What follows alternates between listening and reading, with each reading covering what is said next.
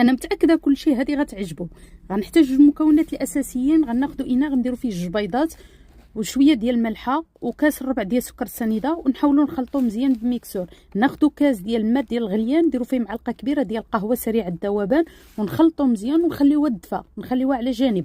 ناخذوا الاناء، نفس الاناء نزيدوا عليه 2 علب ديال دانيت، ونزيدوا عليه 2 ساشي ديال كاكاو المر ونخلطوا مزيان.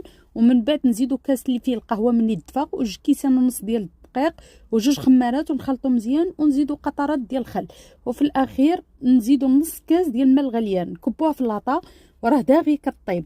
ناخذوا باش نسقيوها 2 كيسان ديال الماء، 2 معالق ديال النشا، 4 المعالق ديال الكاكاو الحلو كاوبال. ما غنديروش السكر نهائيا. ملي تقال لينا كنزيدوا معلقه كبيره ديال الزبده، كنحركوا مزيان.